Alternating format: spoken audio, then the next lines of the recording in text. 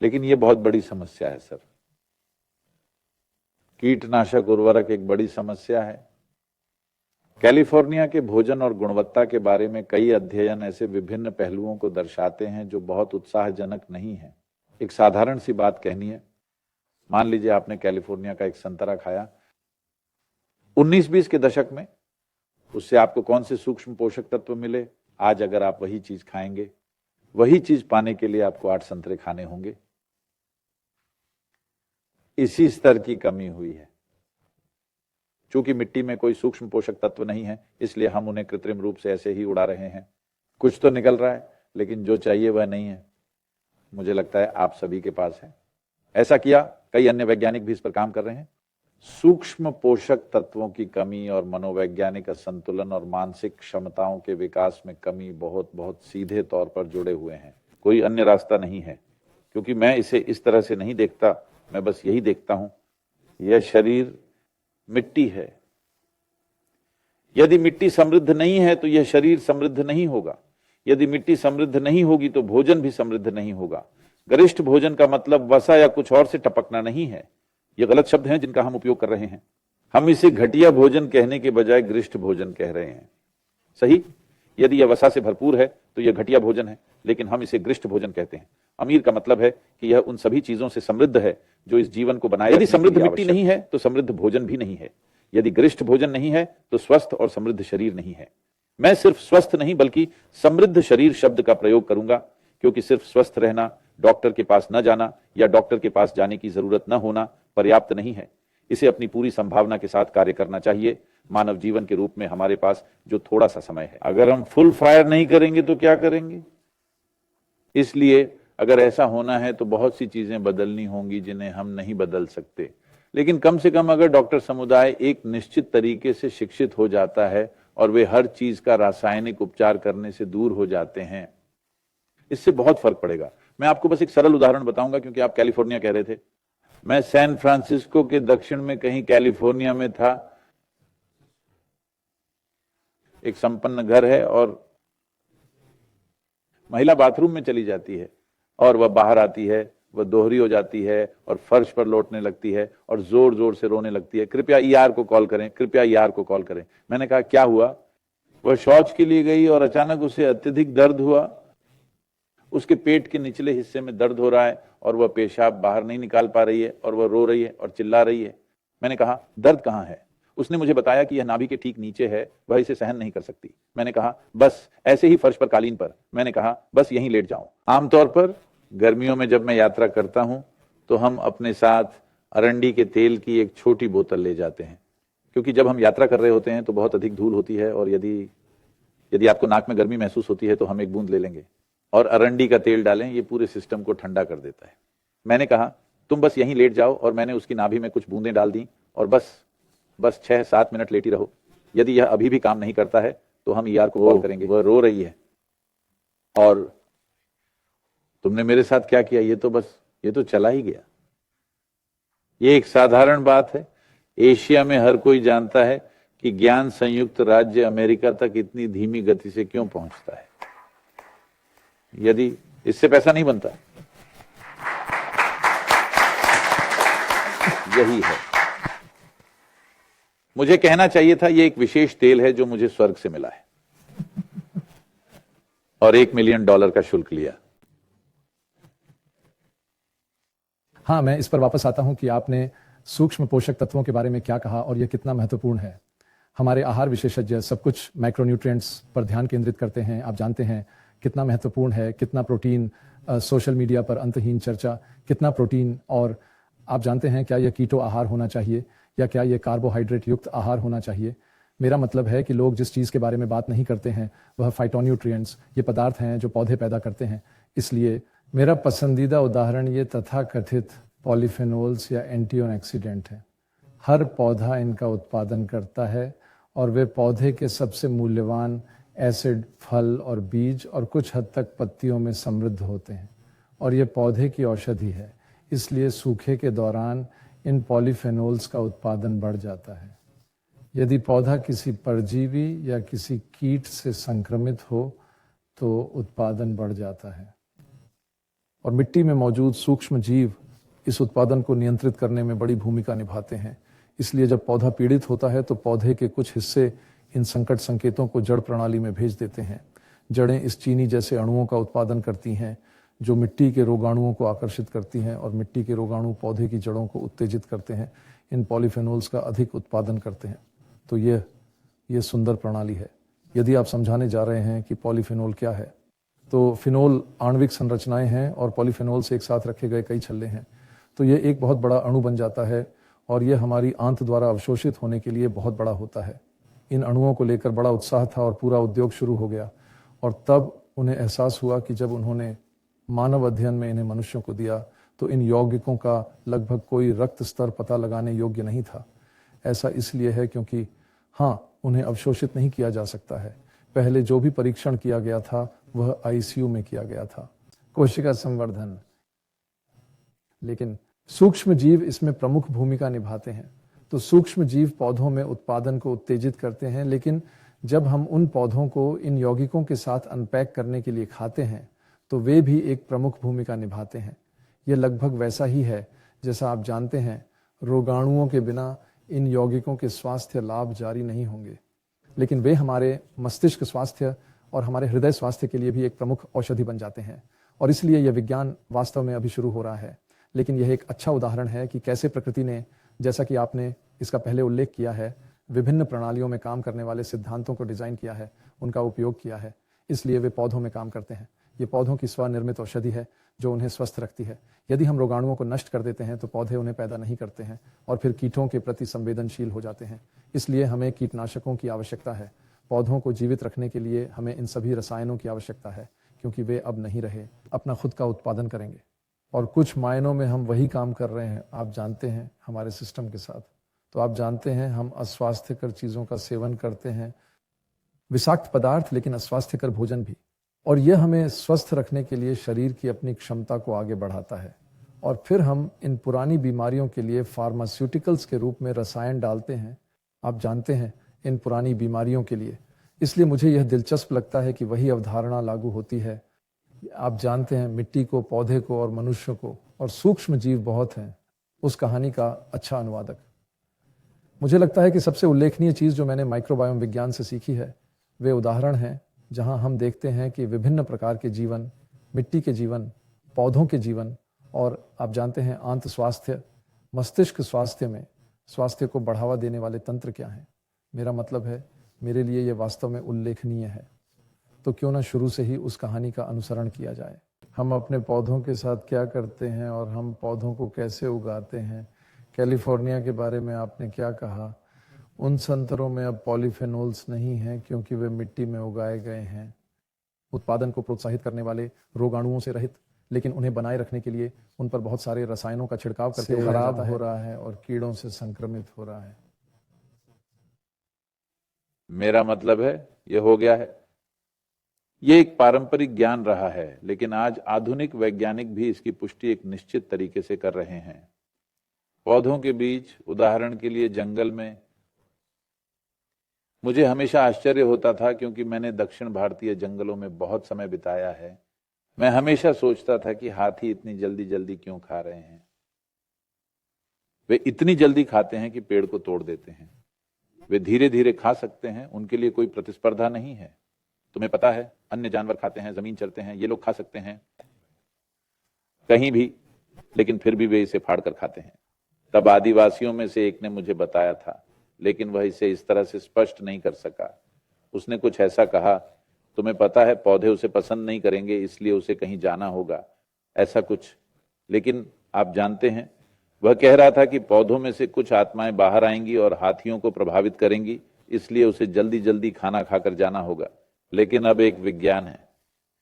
यदि यहां पेड़ों की एक विशेष प्रजाति है, तो मान लीजिए कि अगले 10 मील तक कुछ विशेष प्रकार के पेड़ हैं। यदि हाथी खाना शुरू कर दे तो हाथियों का यह विशेष समूह या हाथियों का झुंड इस क्षेत्र में आकर खाना शुरू कर देता है। लगभग 7 से 12 मिनट के भीतर वे सभी प्रजातियां, उनकी पत्तियां कड़वी हो जाएंगी। तो वे इतनी जल्दी खाएंगे और फिर वे अगला पेड़ नहीं खाएंगे, वे बस चले जाएंगे।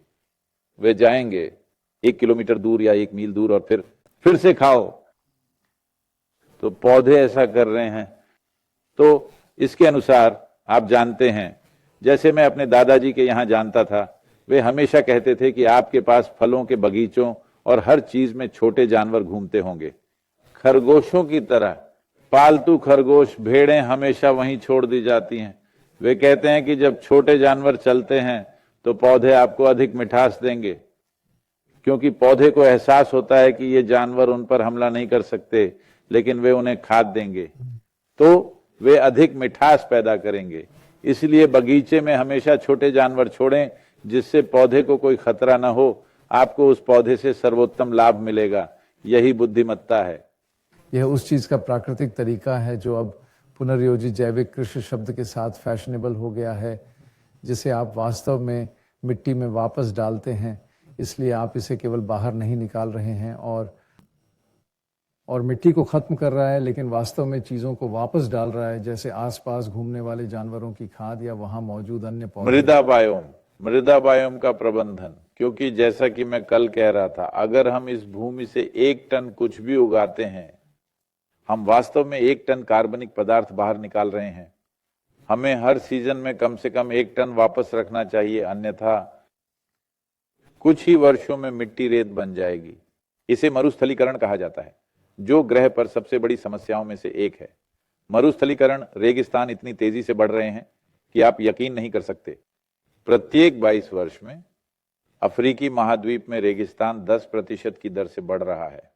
उदाहरण के लिए भारत में या अफ्रीका में क्या आपको कोई संभावना या कोई उम्मीद दिखती है कि इसमें बदलाव आएगा? भारत में संभावना है। एक बात तो यह है कि हम सरकार के साथ कई नीतियों को बदलने के लिए अभियान चला रहे हैं, जो हमारे पास है। आज हम 83,000 किलोमीटर में फैले लगभग 5 करोड़ 20 लाख किसानों को वृक्ष आधारित कृषि में बदलने की प्रक्रिया में हैं, जो निश्चित रूप से बदलेगा। इसकी सफलता को देखते हुए भारत सरकार ने अब 13 नदी घाटियों के लिए एक विस्तृत परियोजना रिपोर्ट बनाई है। ये 13 नदी घाटियां एक साथ मिलकर भारत की 67% भूमि का निर्माण करेंगी। पिछले वर्ष उन्होंने उस परियोजना पर लगभग $2.4 अरब का निवेश किया था, लेकिन ये पर्याप्त नहीं है। यदि वे अगले 12 से 15 वर्षों के समय में पर्याप्त निवेश करना जारी रखते हैं, भारत की 67% भूमि पलट जाएगी। एक बार जब यह बदल जाएगा और समृद्धि दिखेगी, तो निश्चित रूप से बाकी काम निजी एजेंसियां और अन्य चीजें करेंगी। तो भारत उस तरह से देख रहा है, लेकिन भारत की समस्या ये है, जैसा कि मैंने कल बताया था, ये दुनिया की 4% भूमि और दुनिया की 17.2% आबादी है। ये गंभीर बात है। इस चुनौती को प्रबंधित करना है। अफ्रीका में समस्या बहुत अलग है।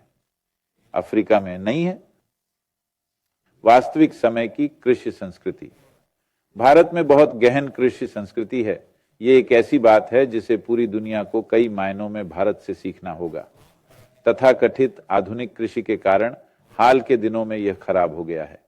उदाहरण के लिए 1950 के दशक में भारत अभी भी अकाल से पीड़ित था, जो हमारे लिए एक उपहार की तरह था। महामहिम की सेवा 1942-43 में इतना भीषण अकाल पड़ा, जिसमें 3-10 लाख से अधिक लोग 4 महीनों के भीतर बेहद भयानक तरीके से मर गए। तो उसके बाद भारत इस अकाल पुल को पार करने के लिए प्रयासरत था।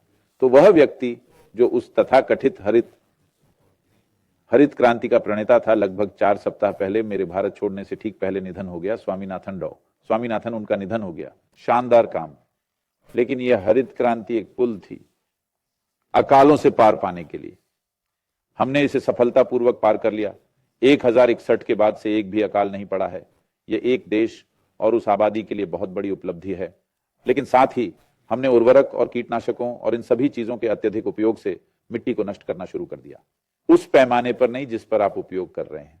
हम प्रयोग कर रहे हैं। हम सोचते हैं कि यह विनाश है, लेकिन अमेरिका विनाश है। इसका उपयोग अलग पैमाने पर हो रहा है। अब लोग थोड़े अधिक जागरूक हो रहे हैं, लेकिन हवाई जहाज से चीजों का छिड़काव करना यह युद्ध का पैमाना है। ठीक है, इसीलिए हमने अपनी मिट्टी को नष्ट कर दिया है। हमने जैविक सामग्री को काफी कम कर दिया है। अभी यह 0.62 के आसपास है, जो देश के लिए बुरा है। दक्कन के पठार के नीचे दक्षिणी भारतीय मिट्टी में सूक्ष्म जीवी सामग्री ऐसी है कि प्रजाति की दृष्टि से यह विश्व में सबसे अधिक है। ग्रह पर कहीं और आपको मुट्ठी भर मिट्टी में इतनी सारी प्रजातियां नहीं मिलेंगी।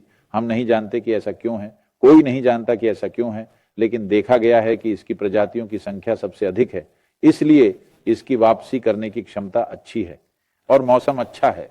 यदि आप इसे देते हैं तो मानसून मिट्टी को वापस उछाल देने के लिए अच्छा है। उदाहरण के लिए यहां आपके पास घास के मैदान हैं। ये उपजाऊ मिट्टी तभी है जब आप वनस्पति का प्रबंधन एक निश्चित तरीके से करते हैं, अन्यथा ऊपरी मिट्टी उड़ जाती है और अब यह माना जाता है कि मैदानी मिट्टी का कम से कम 50% खत्म हो गया है। अन्य 50% हम नहीं जानते कि यह कितने समय तक चलेगा। जैसे जैसे तापमान बढ़ने के कारण हवा की गति बढ़ती है, हम नहीं जानते कि यह इसे कैसे ले जाएगी। हाल ही में इलिनॉइस के पास भी एक रेतीला तूफान आया था, जहां आप जानते हैं कई कारें दुर्घटनाग्रस्त हो गईं क्योंकि रेत का ढेर आकर गिरा, सड़कें रेत से पट गईं। तो ऐसा हो सकता है जैसे जैसे हवा की गति बढ़ती है, क्योंकि यह उस प्रकार की मिट्टी है, यदि कोई प्राकृतिक वनस्पति नहीं है तो यह यूं ही उड़ जाएगी।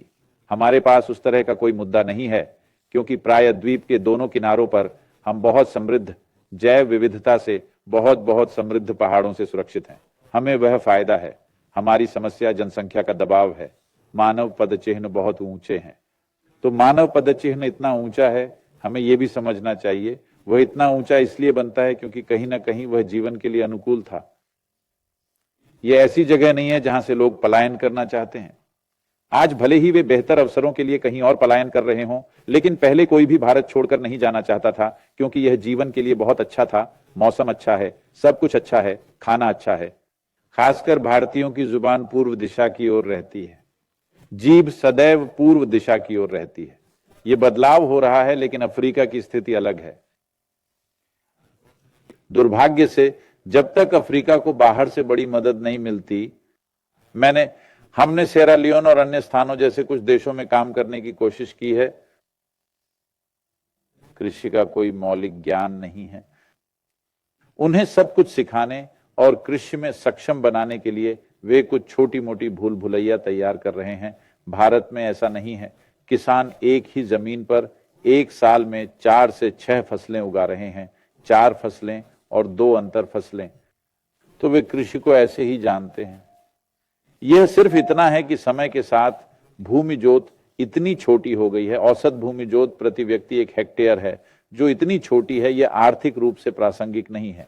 इसके लिए हम जिसे किसान उत्पादक संगठन कहते हैं, बनाकर समाधान ढूंढ रहे हैं।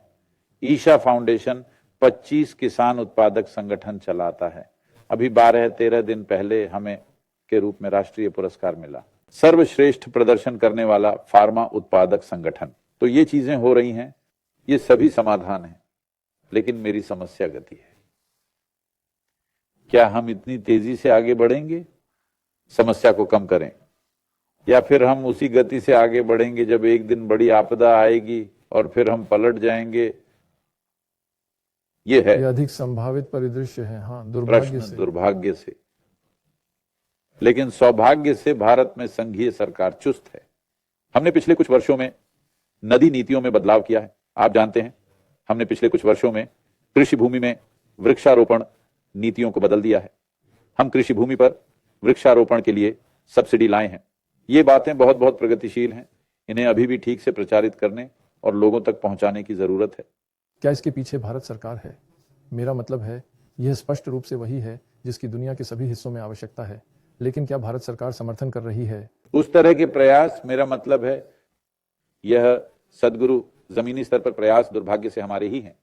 यह सिर्फ इतना है कि हम सभी जो ईशा फाउंडेशन में पूर्णकालिक और अंशकालिक स्वयंसेवक भी हैं, क्योंकि हम सप्ताह के 7 दिन में लगभग 18 घंटे बिना रुके 365 दिन काम कर रहे हैं, हम इसे वित्त पोषित रखने में सक्षम हैं। अन्यथा हमारे पास कोई बड़ी फंडिंग नहीं है, हमारे पास नहीं है। हमने किसी बड़े संगठन या किसी भी चीज से संपर्क नहीं किया है। ये तो छोटे लोग ही हैं, छोटे छोटे दान दे रहे हैं, लेकिन बड़ी संख्या में हम इसका प्रबंधन कर रहे हैं। लेकिन एक समय आ गया है कि इसे एक सरकारी परियोजना की तरह बनना पड़ेगा। जैसा कि मैंने कहा, हमारे प्रोजेक्ट की सफलता को देखते हुए यूएनसीसीडी ने घोषणा की कि यह दुनिया में उष्णकटिबंधीय भूमि के लिए परियोजना है, यही समाधान है। उसके आधार पर अब भारत सरकार ने 13 विस्तृत परियोजना रिपोर्ट बनाई है। उन्होंने थोड़ा सा पैसा निवेश किया है, लेकिन नदियां और भूमि और मिट्टी एक समवर्ती विषय है जो कि संघीय के बीच है।